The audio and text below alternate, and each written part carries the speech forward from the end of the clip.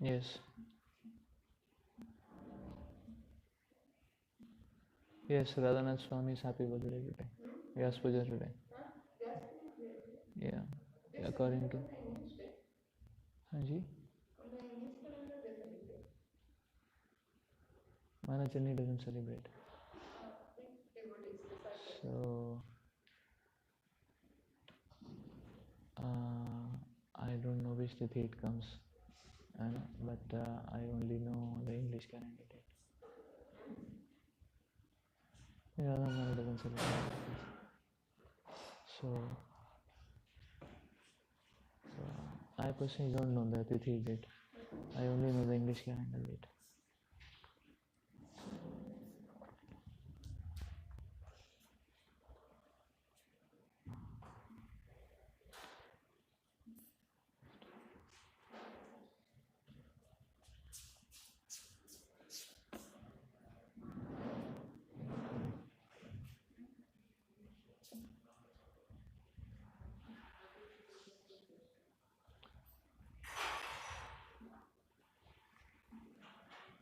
Uh,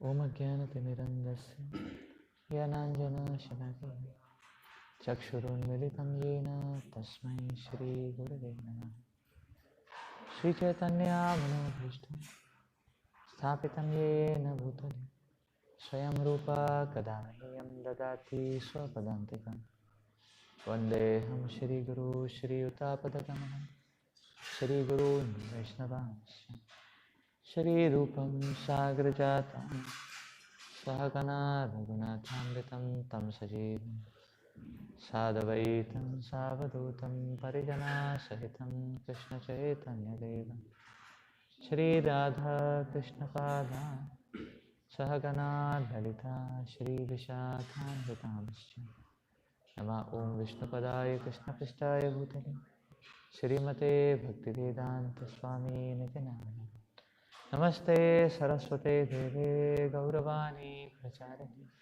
Niravisesha Shunyavadi Pashyata Deshatharini Namo Mahavadanyaya Krishna Prema Pradayate Krishnaya Krishna Chaitanya Namine Gauratise Namaha Hey Krishna Karuna Sindhu Dinabandhu Jagapate Gopesha Gopika Kanta Shradha Kanta Namostate Tapta Kanchana Gaurangi Shradhe Vrindavaneshwari Vrishabhanu Sute Devi Pranamami Haripriya Nilachala Nikasaya Nityaya Paramatmane Balabhadra Subhadrabhyam Jagannathaya Te Namaha Vancha Kalpatarubhyasya Kripa Sindhubhaiva cha Patitanam Pavanebhyo Vaishnavebhyo Namo Namaha Jai Shri Krishna Chaitanya Prabhu Nityananda Shri Advaita Gadadhar Shivasadi Gaura Bhakta Vrinda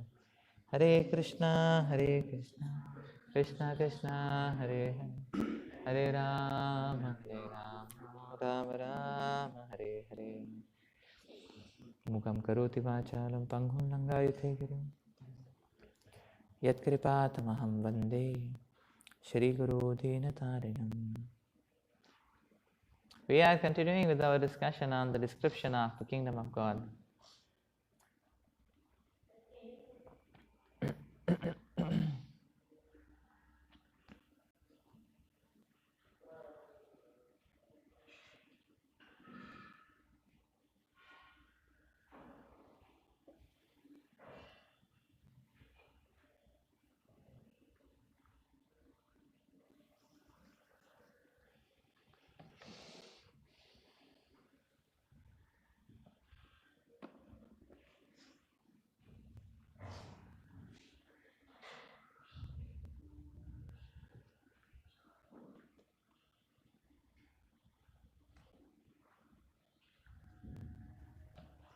Text 16 today. This is Canto 3, Chapter 15, Text 16.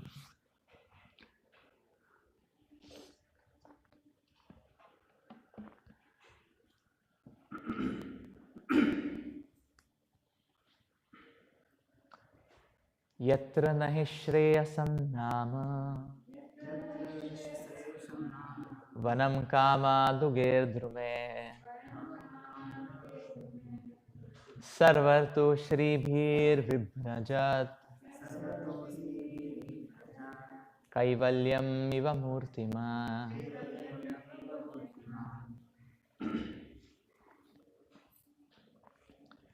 In those Vaikuntha planets,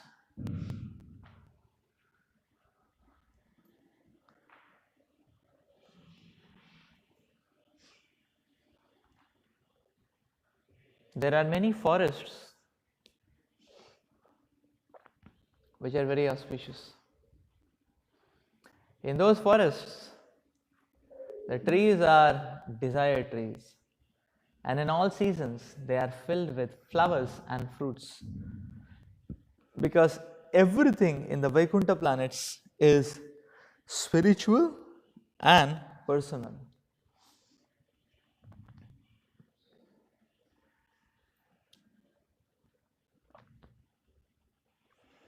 In the Vaikuntha planets, the land, the trees, the fruits and flowers, and the cows, everything is completely spiritual and personal. The trees are desire trees. On this material planet,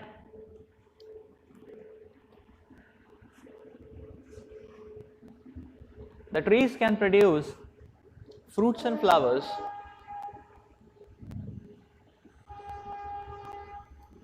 according to the order of the material energy. But in the Vaikuntha planets, the trees, the land, the residents, and the animals are all spiritual. There is no difference between a tree and the animal, or the animal and the man. Here the word Murtimat indicates that everything has a spiritual form. Formlessness, as conceived by the impersonalists, is refuted in this verse. In the Vaikuntha planets, although everything is spiritual, everything has a particular form. The trees and the men have form, and because all of them, although differently formed, are spiritual, there is no difference between them.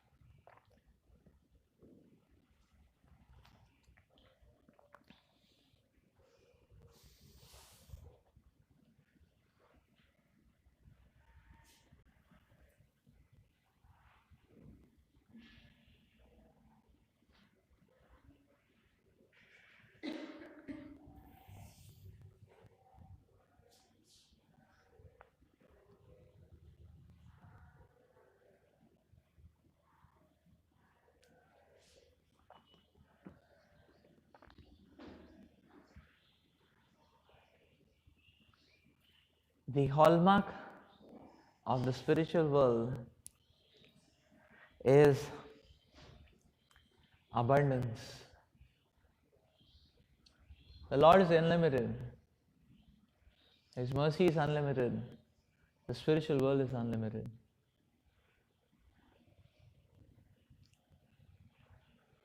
Therefore, the spiritual world provides unlimited facilities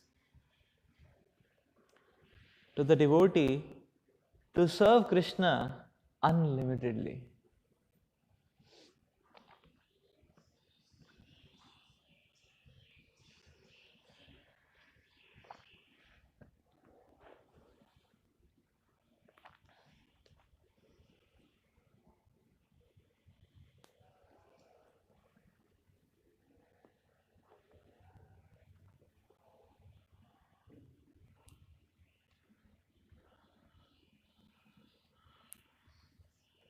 So there is unlimited supply for the Supreme Lord.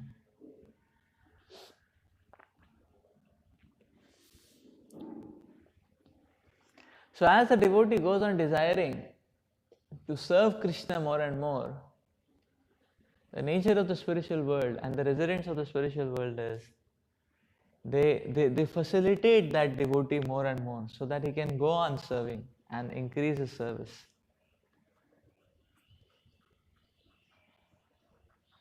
In complete contrast is this material world,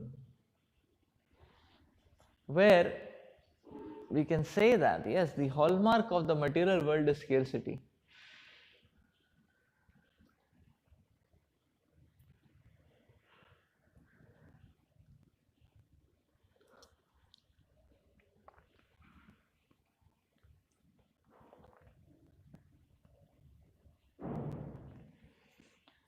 There is always crunch of supply. Scarcity is the state of affairs.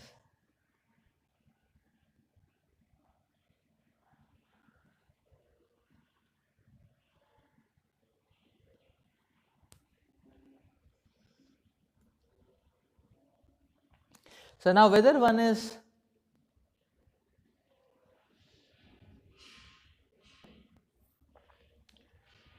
rich or poor, everybody experiences that he has less resources. He feels scarcity. In fact, we will see that now going into a metaphysical dimension, we can see that the more one is absorbed and obsessed by material desires, the more acute feeling of scarcity he experiences. It's simply the obsession about material desires which make one feel, which make one experience or that feeling of acute scarcity. Yes, I am lacking, I don't have enough resources.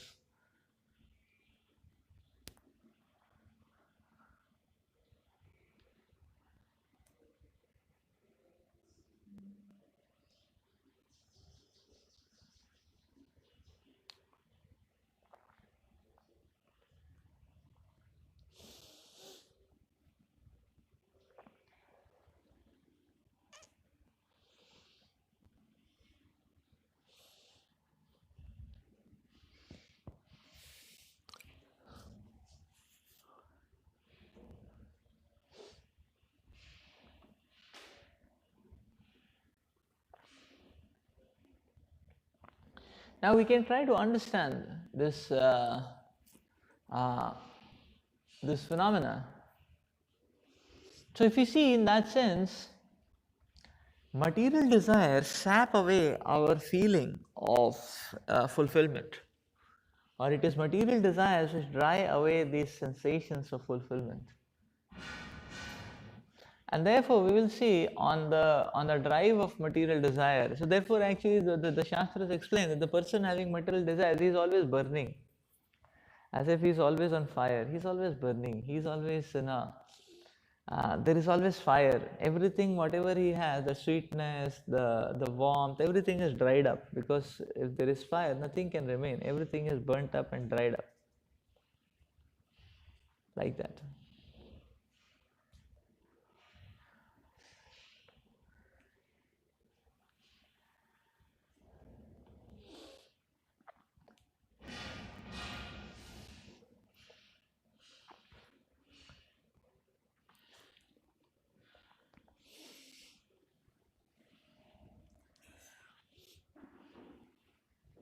Now let's try to understand this. This is very interesting because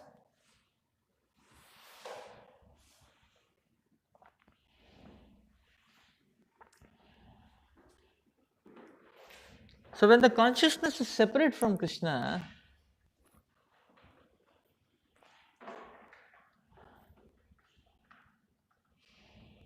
then practically one experiences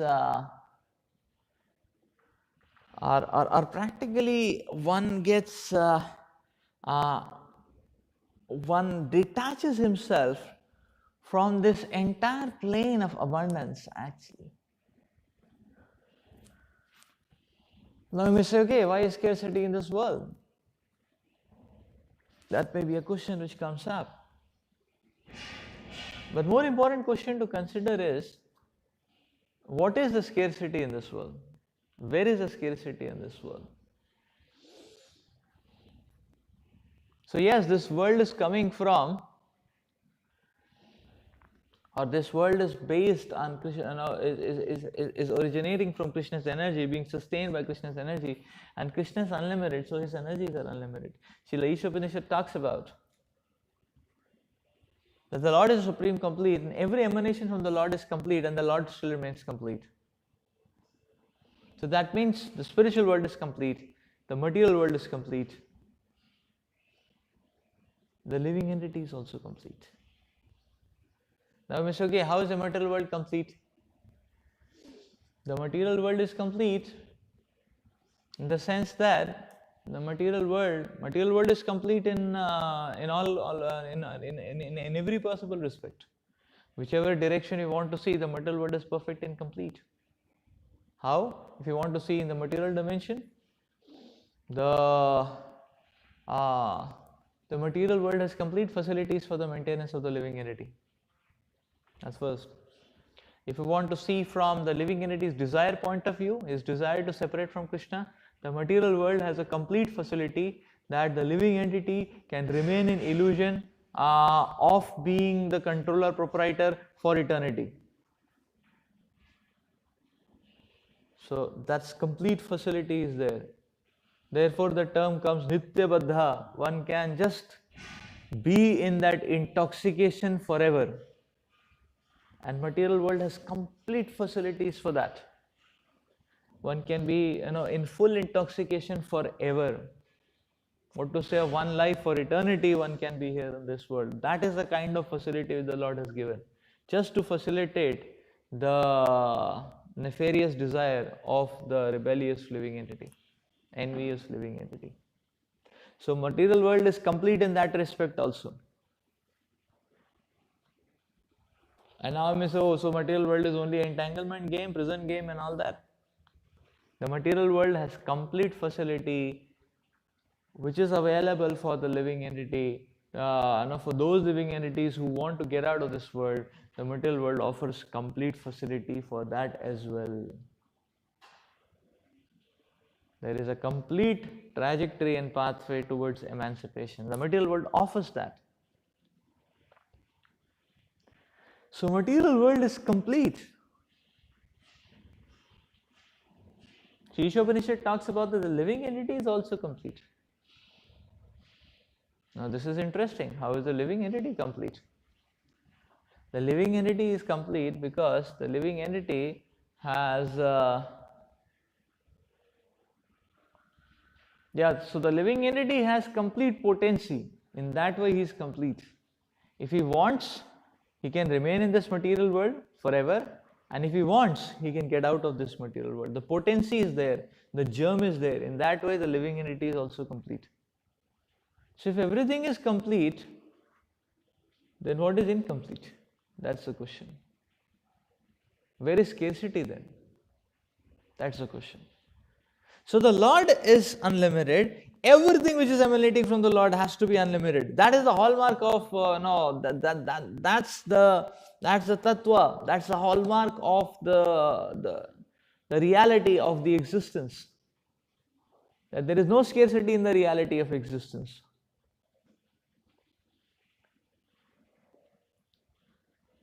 Because the Lord is complete.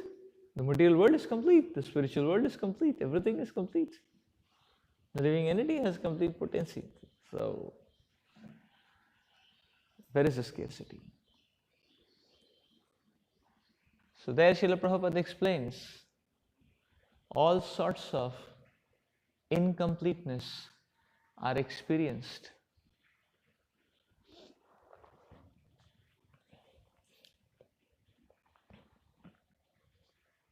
because of the incomplete understanding of the living entity about the Supreme Complete.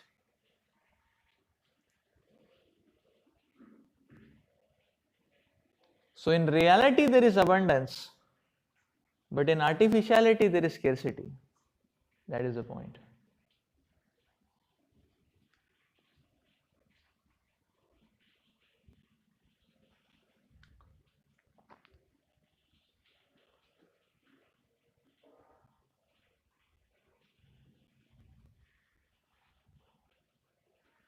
That is where scarcity comes.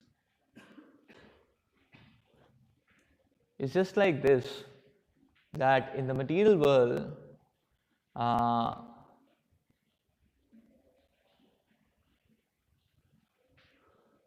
it's just like this. In the material world, say for example, there is winter season now. So now, if one wants to experience coldness, chill, cold experiences, they are prevalent massively anywhere, is it not? You just have to open your window, is it not? Even if you don't open your window, you can experience, to good extent. But if you open your window, it's nice. If you go up, if you go out, you can experience full on, is it not? That's the point. Now somebody says, no, I want to, so it's 10 degrees. So you can enjoy 10 degrees. It's chill, it's sensational, is it not? You get up and walk out, you won't feel sleepy at all. It's chilling. It goes into the existence. It's wonderful. Like that. Now,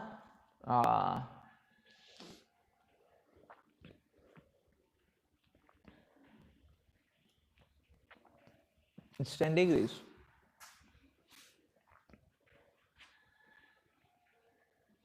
Now, the interesting point is now here. Now somebody says, okay, it's now I want to set up a 25 degree. I don't I mean it's not. I want to set up a 25 degrees. I don't accept the 10 degree. Like that.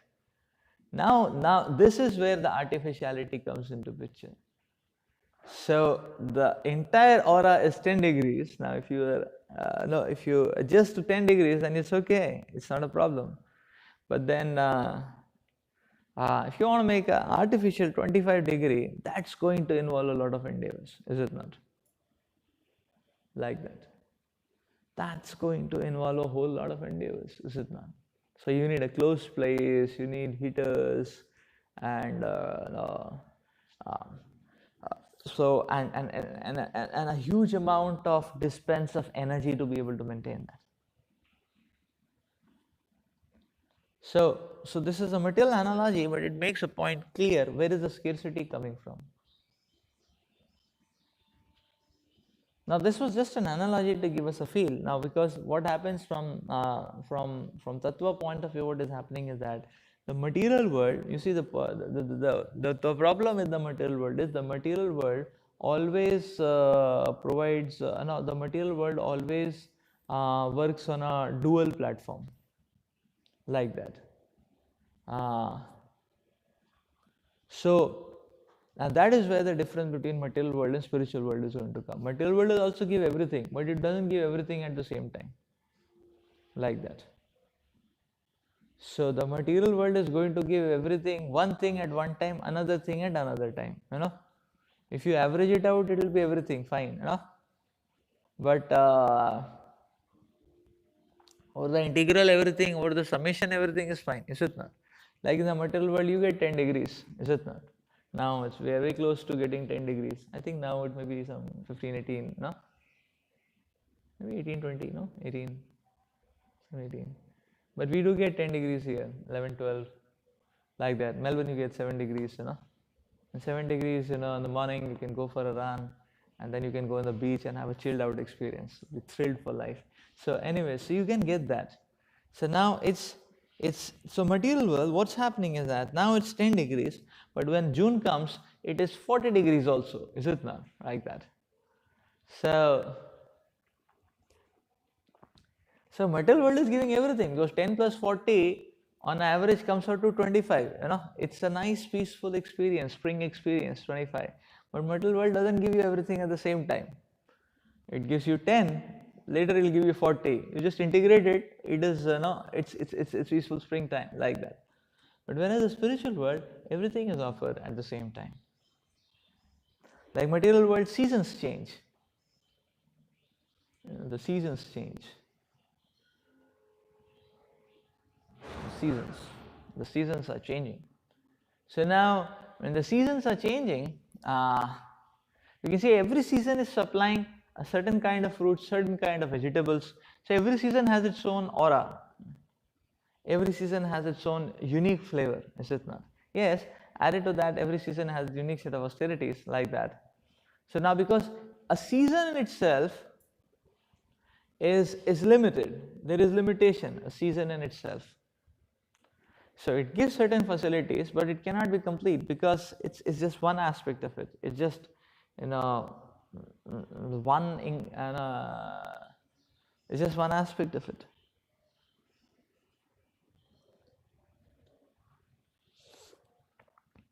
So the material world is changing the seasons. That means if we exist, if you exist at one place for the whole year, then you can experience everything, is it not? Now when there is summer, you can experience mangoes and watermelons. And when there is in between time, you can experience bananas. And when there is winter, then you can experience apples and that citric orange, right? That can be experienced, is it not?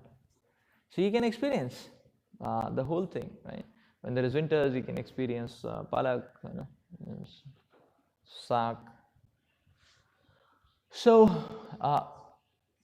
whole round the year.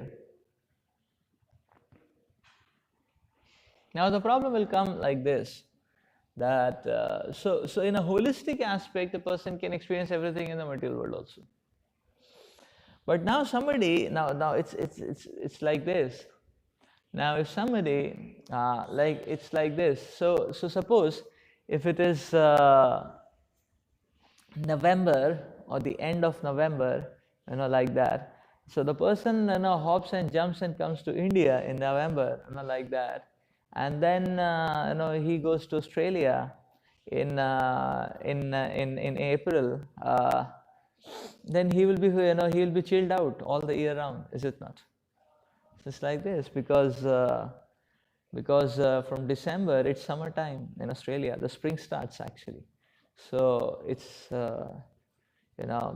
and people are dying to throw off their clothes, because 8 months there is winter, practically. So the 2-3 months they're just dying to throw off their clothes, like that. And so because the whole year you have to pad yourself so much. So January, February is peak summer there, like that. March is autumn again. From April, winter starts. So it's May, June are peak winter, 4 degrees, intense, like that. July. So it's like that. So you simply keep hopping, then you don't get anything actually. Then you don't get anything. Now the point is, so we see that the material world works on the principles of dualities, and because it works on the principle of dualities, it offers one thing at one time and another thing at another time. And if you keep hopping and jumping and changing your value systems and changing your perspectives, you don't get anything, because everything has a cycle. That's the point. Whereas in spiritual world, everything is supplied at one go. Therefore, spiritual world is wish fulfilling. So here it is explained that there are these most auspicious forests in the spiritual world, wherein there are desire trees. These kalpavriksha desire trees, they can give any fruit in any season. What is the protocol? You just desire and the supply is there. And any quantity. So the desired trees, the Kalpavriksha trees can give any, so fruits of all seasons are available. It's like a supermarket. It's like every tree is a supermarket. Whatever you want, you can desire, and it is supplied instantly. That's the point. This is so amazing. This is so amazing.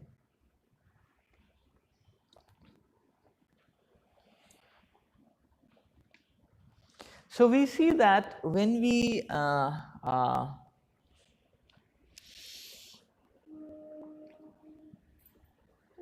you see, when we accept Krishna's plans, then we can experience abundance. When we connect to Krishna, then we can experience abundance. And when we disconnect from Krishna, then we will always experience scarcity, helplessness, emptiness. And that's the thumb rule, punchline principle actually. That's why we experience scarcity. So even in material world we can see that. Obviously, connecting to spiritual world is superb. What an experience of connecting to the spiritual world. But even in the material world we can see. It's like this. Now in material world also, wherever we can find the hand of the Lord, wherever we can find the glance of the Lord in this material world, we will see that is abundance, is it not? Therefore, the footing of Mother Nature is abundance, is it not? Now we can see the experience of Mother Nature is abundance, is it not? If you want to experience,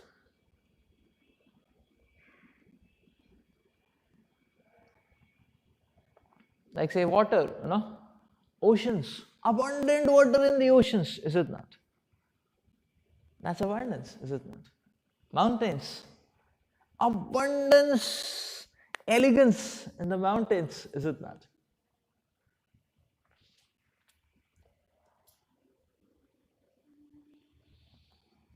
So anything about nature, if we interface nature, similarly we can see sometimes in landscapes, there is abundance greenery, there is abundance of mountains, abundance of water, oceanic.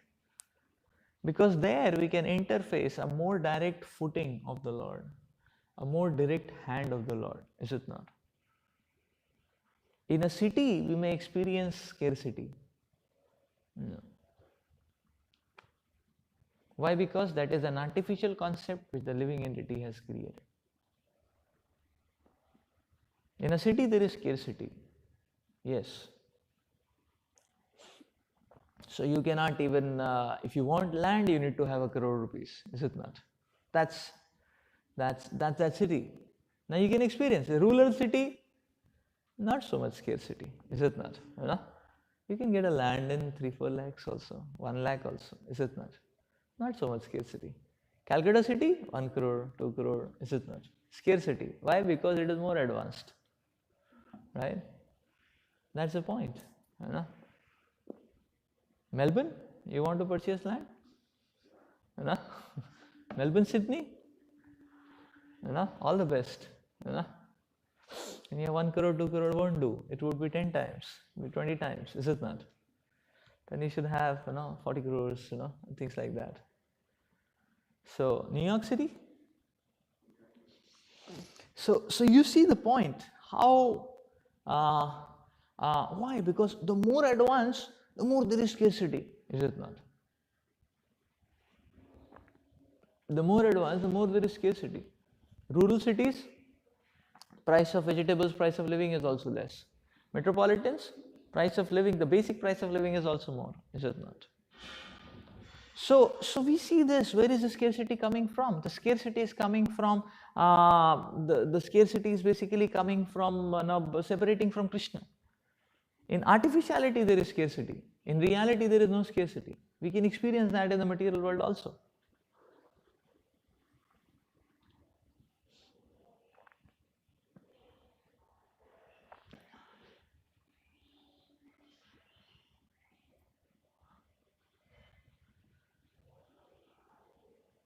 In artificiality, there is scarcity.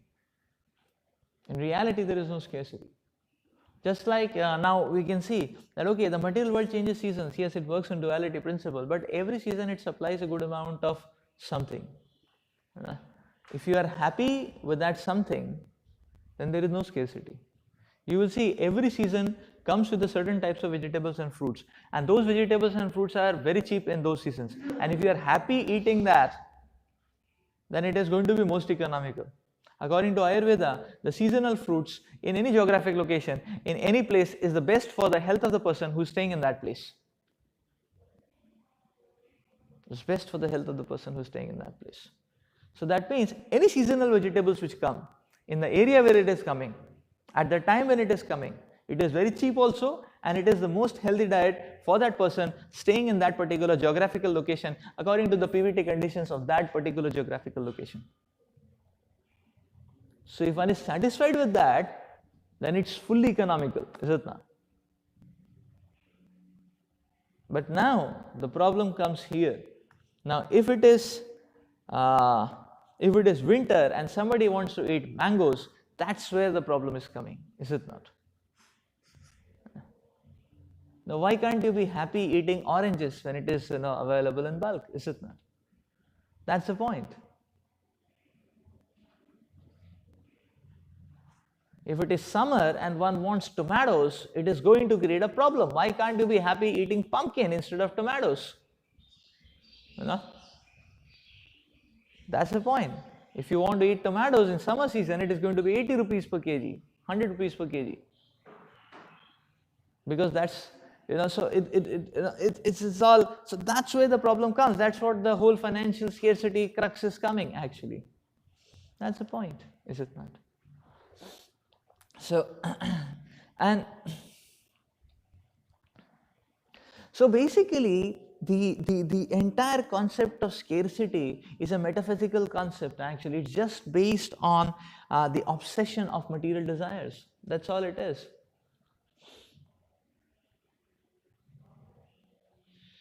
Now if you talk about Vedic economy, then we can try to understand that. If we try to talk about Vedic economy, that we can understand that actually Vedic times people used to stay in simple houses. Those houses were not built of reinforced concrete. Those houses were not filled with reinforced concrete actually. There is no dearth of land space. There is narrow-mindedness in the heart. There is no dearth of landscape. So Vedic times, people would be staying in simple houses. Now one time one of Srila Prabhupada's disciples, he was explaining us a little bit about Vedic economy, and I was so inspired to understand. I think his name was Daneshwar Prabhu. He's written a book on Vedic economy also, and so he was explaining. It was very interesting. Now if you want to make a thatched hut, you need to spend just 10,000 rupees. Actually, you can make a nice 6-room thatched hut, like that. It's going to be cool in summer. It's going to be warm in winter. I mean, that's how it is. And even if an earthquake comes, there is no problem. You won't die, like that. And you will only take 3-4 days to resurrect it again, like that. So life is that amazing then, is it not? There is no problem. But why there is this whole concept of such artificiality? Why do we want such big buildings, like that? Because the entire matrix of what is valuable, what is not of value, is completely topsy-turvy, is it not? Our currency is artificial. Our definitions of success and prosperity are artificial. Vedic times, prosperity was measured in terms of land and cows. There is abundant land, there are abundant cows, like that. You just walk out of the concrete floors, you will see cows everywhere, is it not? And that's where Vedic life prosperity. Now, so if we keep the matrix of currency, now if you want to see that what is of value,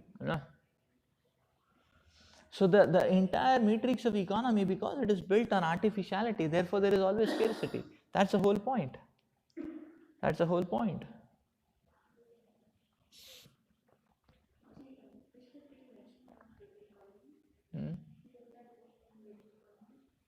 I think Prabhu's name was Dhaneshwar Prabhu. I believe it was 2004. I had heard about him. He was Prabhupada's disciple. He'd come to Pune. Very interesting. Very interesting. So the point is, there is abundance. In connection to Krishna, there is abundance. Anything which is material is going to be scarce. Like you see, money is our own artificial creation. Although any government can print any amount of paper currency. Because paper currency is not a problem actually. The trees are being supplied by God. Therefore, you can print any amount. Is it not? Like that. But still, the economies are in crunch. Like that. So you may say, okay, there are regulations of how much you can print and all that. But all those regulations are all all those regulations are also again designed by man only. So whatever anybody does, there is going to be crunch. There is crunch of jobs, because again this whole concept of working is artificial, is it not? For there is crunch of jobs, because people feel if I cannot work in Microsoft, then my life is useless. That's why there is a whole crunch, is it not? Like that. And the CEO of Microsoft is feeling that his life is useless if he cannot work for humanity. So he is, so the point is, you see the point. And then so the whole point is this artificiality. There is always going to be crunch. But anything which is connected to Krishna, there is going to be abundance. So there is no discrepancies in the spiritual world. Everything is perfect and complete. That's how spiritual world is. That is how amazing spiritual world is.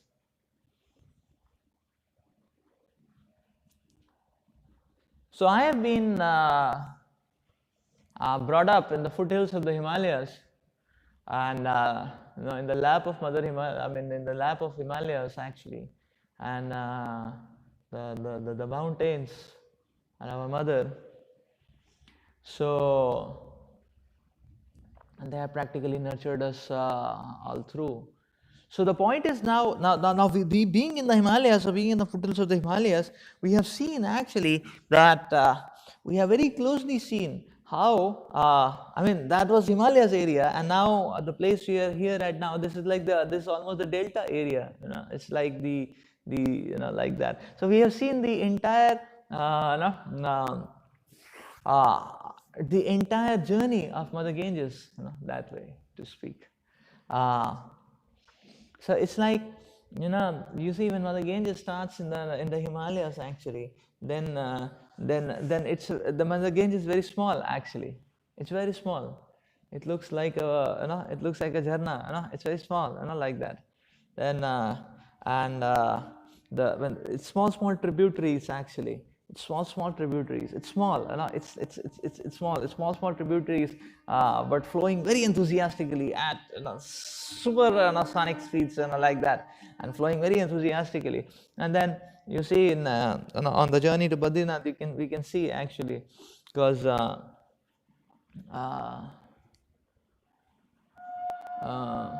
yes, Badrinath and Gangotri are on one side, and Kedarnath and Yamunotri are on the other side.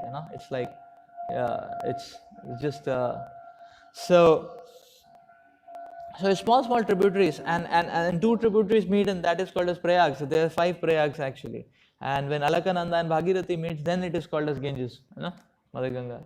That's how it is. And Alakananda is the waters have very different colors actually. They're very pure, they're crystal clear, but they're very different colors. So and